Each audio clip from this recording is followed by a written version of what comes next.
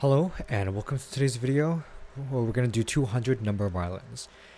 So we're given an n times n 2D binary grid which has a bunch of ones and zeros, and our goal is to determine how many islands there are. So 1 represents land, 0 represents water, and an island is one that's connected, well, that's surrounded on all four sides by either the edges of the grid.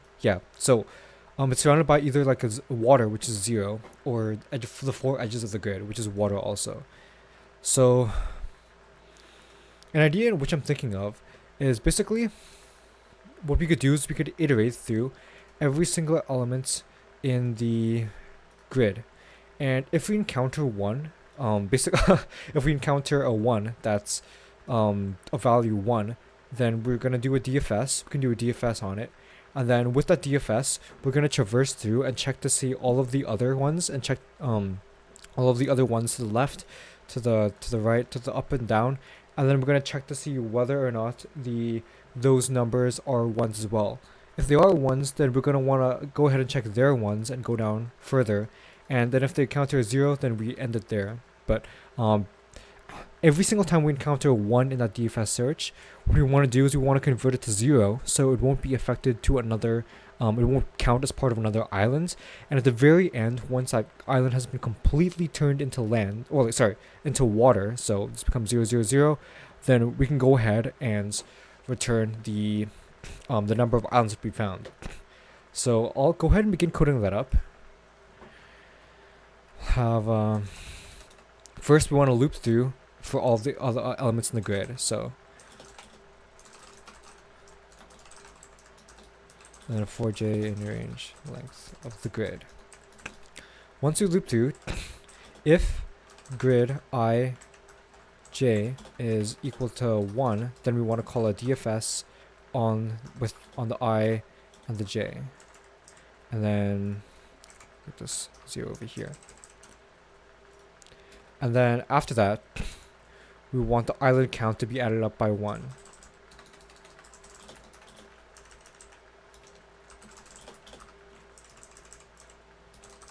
And we want to return the islands at the very end here. So return islands. Now, next thing we want to do is actually make the DFS function. So we can make a DFS with the I and the j here. And then with this, we want to basically check the up, down, left, and right and see if those ones are also ones, and then do a DFS if they are. So we can do it like this.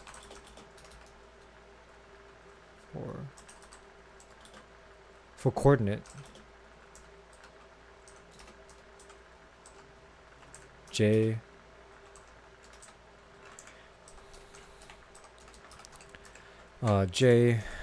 r minus 1 j. So we're gonna check we're gonna move the index up by 1. We're gonna move the index down by 1. We're gonna move it to the left and we're gonna move it to the right. J plus 1, and then we're gonna have I j minus 1. So that's gonna take all of the different ones, and then for all of these coordinates, we want to check and see if chord 0,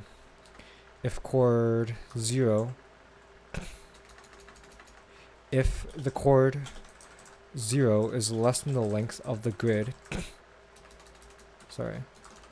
less than the length of the grid, and 0 if it's in between, if it's a valid area in the grid, and then it's also the column is also a valid area in the grid, and chord I j is equal to 1, then we want to call a DFS on chord 0, chord 1, and then we also want to set the count to be equal to 0, or sorry, not the count, you want the grid at chord 0, and then chord 1 to be equal to 0, like we were saying, because we wanted to basically not count any of the extra ones that are extra.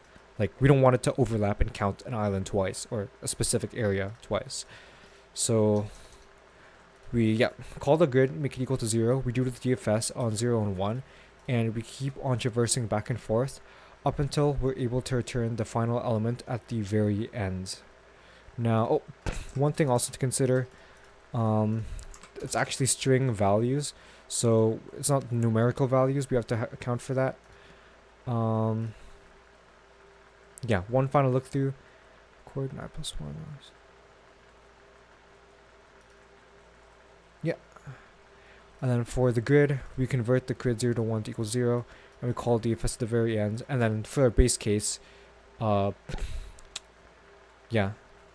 a base case, it'll go all the way down, and it won't actually do anything once it reaches the end. We can do a quick check here. So if it's not equal to 0, otherwise you just want to break out of the DFS and you want to end it, which it'll do so automatically. So if we go ahead and run this, check for any errors. Oh, right.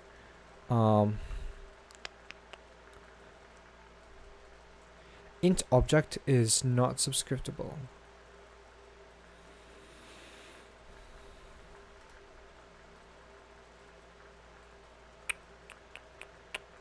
Oh, I see. Oh, right. So instead of chord 0, we want to do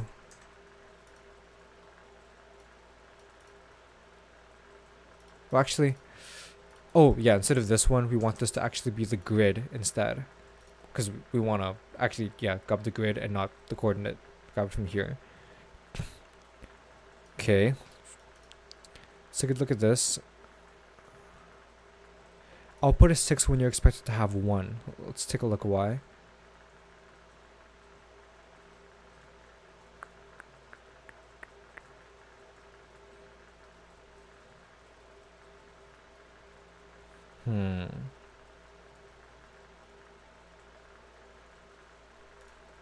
I plus 1.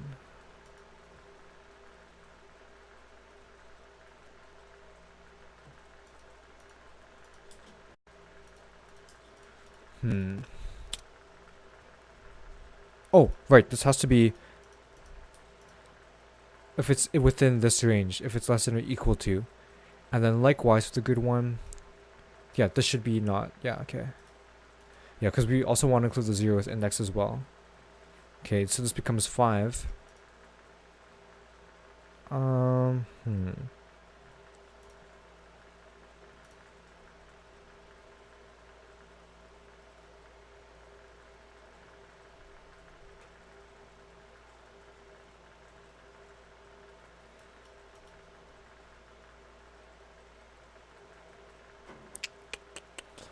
Let's have a look. For chord in here.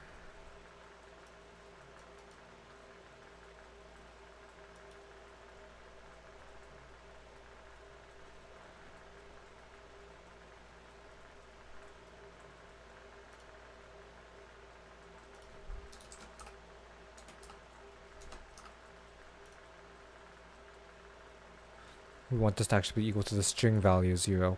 Although that shouldn't matter either way.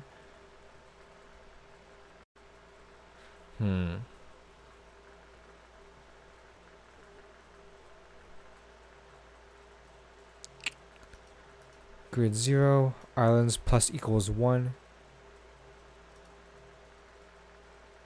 Before we call it DFS.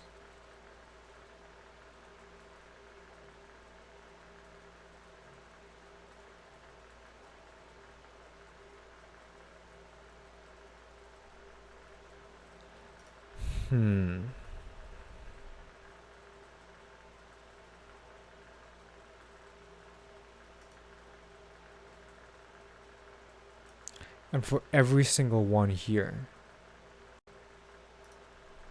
Oh, okay, I see. So grid, chord, 0, it's not INJ.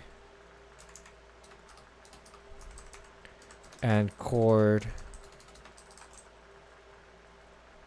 1, if it's equal to 1, then that's when you want to call it and set it to 0. Okay. All test cases passed. Nice. the time complexity of this one is going to be, well, you have to traverse through everything at first. So this initial one is going to be O of m times n, where m is the, or n times n times m, where n is the number of rows and m is the number of columns. And for that one, you're gonna also have to call another DFS as well on it, which could basically convert everything over again. So in the worst case, this would be O of n times n squared, because if you do a DFS and it ends up affecting everything, it ends up converting it into 1. Or actually, no, actually it would be O of n times n, because there would be no scenario in which, like, once you've already converted the 0 to equal a 1, then you won't have any other scenario where you keep like going forth over and over again. Because like let's say for example we have this one 110001, and this, like, let's say like the entire grid was populated with ones effectively. Once you checked for the first one, it'll convert everything to a 0, so it won't have to do a DFS all over again because there won't be another one to grab. So time complexity of this one would be O of n times n, and then the space complexity of this one would be O of 1, because you're not actually storing anything in the array, pretty sure. Or like, yeah, storing anything in memory. Let me actually, I'm curious. Okay, I see. I think it's actually yeah, it's actually right. So it's O of m times n. What I was thinking of is even though like it might look like it's O of 1, if you do a DFS, then you might be storing the actual part of the, like, you might be storing the actual grid in the call stack as you're calling it recursively through the DFS. So it makes sense why it's O of m times n. Same thing for this one, O of times n time complexity. But okay, yeah, thanks for watching.